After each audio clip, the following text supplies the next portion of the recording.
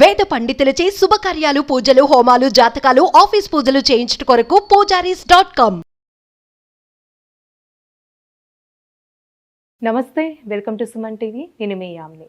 మనకి సెప్టెంబర్ 1 నుంచి 15 వరకు అసలు 12 రాశుల వారికి సంబంధించిన మంచి చెడు ఏ విధంగా ఉంటుంది, ఎలాంటి పరిహారాలు చేసుకోవాలి, ఈ విషయాలు మనకి తెలియచేయడానికి ప్రస్తుతం మనతో ఉన్నారు ప్రముఖ జ్యోతిష పండితులు బ్రహ్మశ్రీ నందిబట్ల శ్రీహరి శర్మ గారు ఉన్నారు. మరి గురుగారితో మాట్లాడి ఆ విషయాల గురించి అడిగి తెలుసుకుందాం. నమస్కారం గురుగారు. వాగర్థావివ సంపృక్తౌ వాగర్థ ప్రతిపత్తయే జగతఃపితరౌ వందే పార్వతీ పరమేశ్వరౌ. సదాశివసమారంభాం శంకరాచార్య మధ్యమాం అస్మదాచార్యపర్యంతం వందే గురుపరంపరాం. ఆదిత్యాయ చ సోమాయ మంగళాయ బుధాయ చ గురుశుక్రశనిభ్యశ్చ రాహవే కేతవే నమః. శృంగేరి జగద్గురు పీఠాధిపతులకి, కంచిపీఠాధిపతులకి నమస్కారములు తెలియజేసుకుంటూ కార్యక్రమాన్ని ప్రారంభిద్దాం. గురుగారు, మీరు చెప్పినట్లండి ఈ 12 రాశుల వారికి సంబంధించి పలానా డేట్లో ఆదాయం ఈ విధంగా ఉంటుంది, ఖర్చులు ఈ విధంగా ఉంటుందని తెలియజేస్తున్నారండి. అయితే ప్రేక్షకులు మనకి కాల్ చేసి మాకు 100% మ్యాచ్ అవుతున్నాయి ఈ విధంగా అంటున్నారు. అయితే గురుగారు, సెప్టెంబర్ 1 నుంచి 15 వరకు అసలు మిథున రాశి వారికి ఏ విధంగా ఉంటుందండి? మిథున రాశి వారికి సెప్టెంబర్ 1వ తారీఖు నుంచి 15వ తారీఖు వరకు ఏ విధంగా ఉండబోతుందో తెలుసుకునే ముందు గ్రహ సంచారం తెలుసుకుందాం.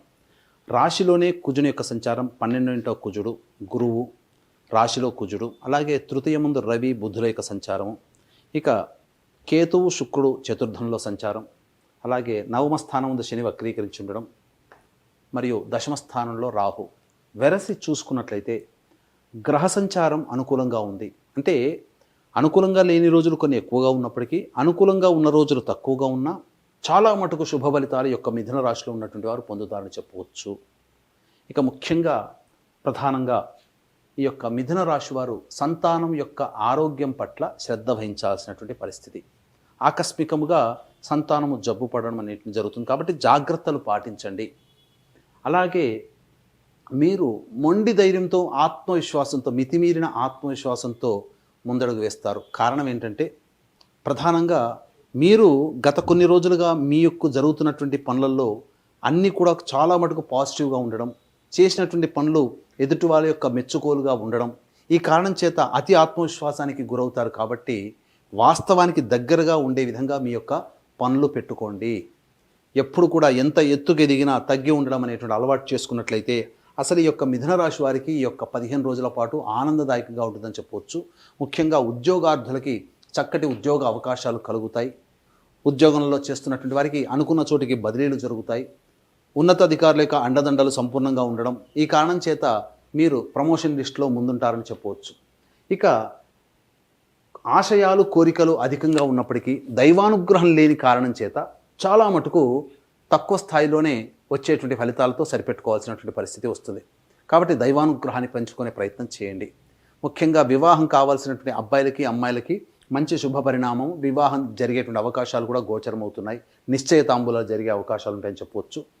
ఇక ప్రధానంగా ఎదుటి వాళ్ళని నమ్మి మీరు కనుక ఈ యొక్క 1 నుంచి 15వ తారీఖుల్లో కనుక డబ్బులు అప్పుగా ఇచ్చినట్లయితే అవి వాటి మీద ఆశ వదులుకోవాల్సినటువంటి పరిస్థితి. ఏ రోజుల్లో డబ్బులు అధికంగా, ధనరాబడి అధికంగా ఉంటుంది, ఏ రోజుల్లో ఖర్చులు అధికంగా ఉంటాయి, ఏ రోజుల్లో మానసికమైన ప్రశాంతత లోపిస్తుందనే విషయాలు గత 3 నెలలుగా మీకు వినూత్నంగా తెలియచేయడం జరుగుతుంది. కాబట్టి చాలామంది ప్రేక్షకులు దీన్ని ఆదరిస్తున్నారు. ఇక ముందు కూడా చక్కగా వీటికంటే ఇంకా ఎక్కువ ఇన్ఫర్మేషన్ ఇవ్వాలనే ఆలోచనతో ఉన్నాం. కాబట్టి ఇప్పుడున్నటువంటి స్థితి ప్రకారం ఏ రోజుల్లో ఖర్చులు అధికంగా ఉంటాయి, ఏ రోజుల్లో ధనాదాయం బాగుంటుందని తెలుసుకుంది. ఎందుకంటే మానవుడికి వచ్చేటువంటి సమస్యల్లో అధిక శాతం ఎక్కువగా ధనపరమైనవి. ధనముతోనే సమస్యలు వస్తాయి, ధనముతోనే సమస్యలు తీరుతాయి. కాబట్టి జాగ్రత్తలు పాటించండి.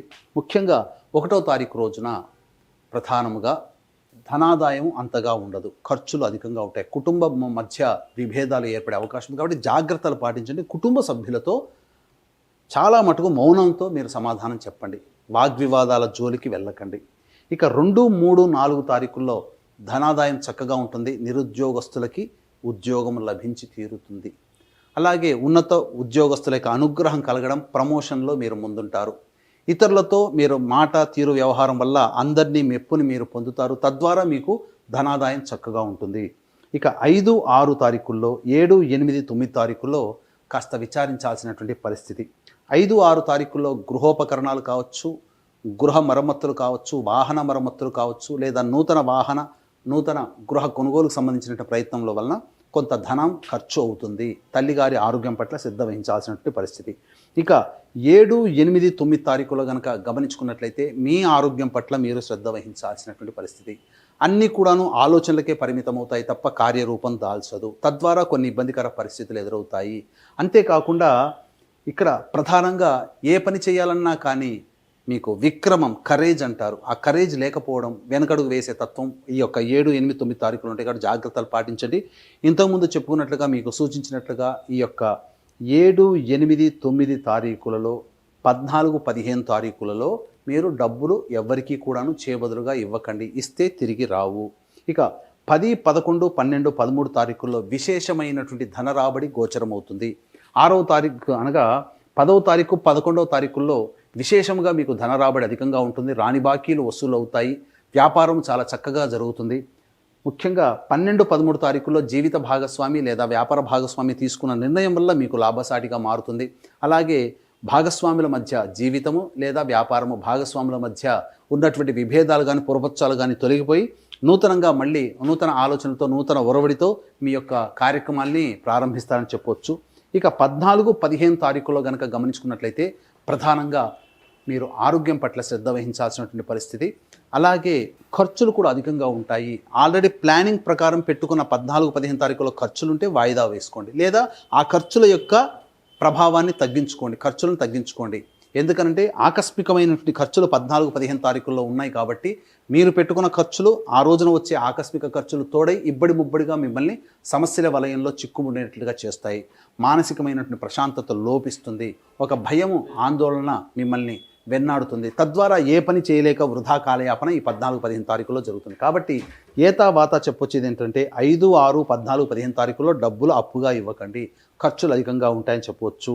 ఇక అన్నిటికంటే గ్రహ సంచారం కాస్త బలంగా ఉన్నటువంటి కారణం చేత దైవానుగ్రహం లేకపోయినా నెట్టుకొస్తారు. అయితే వీక్షించేటువంటి ప్రేక్షకుల్లో ప్రధానంగా మనం గత జన్మల్లో చేసుకున్నటువంటి కర్మదోషాల వలనే ఈ యొక్క జన్మలలో ఇప్పుడున్నటువంటి గ్రహాల యొక్క సంచారం జరుగుతున్నప్పుడు కొన్ని కష్ట నష్టాలు ఉంటాయి. ఎప్పుడు రాత్రి ఎప్పుడు పగలు ఉండదు. కాబట్టి కష్ట సుఖాలు సమానంగా ఉండేటువంటి జీవితాలు. కాబట్టి గత జన్మ కర్మదోష నివారణకి సంబంధించి మా ఆధ్వర్యంలో ఈ నెల 31వ తారీఖు రోజున శనిత్రయోదశి పుష్యమి నక్షత్రం కలిసి వచ్చినటువంటి అద్భుతమైన రోజు. అటువంటి రోజు మళ్ళీ ఈ సంవత్సరంలో లేదు. కాబట్టి గత జన్మ కర్మదోష నివారణ హోమాలు మరియు వృషభ, మిథున, కర్కాటక, సింహ, తుల, వృశ్చిక, మకర, కుంభ, మీన రాశుల్లో జన్మించిన వారికి శనిదోష పరిహారార్థమై శనీశ్వర హోమం, అఘోర పాశ్వద మంత్ర హోమంతో పాటు విద్య, వివాహ, ఉద్యోగ, దాంపత్య, అనారోగ్య సమస్యల నివారణకి 18 రకాల హోమాదులు కేవలం పర్ హెడ్ 1500 రూపాయలకి చేయించడం జరుగుతుంది.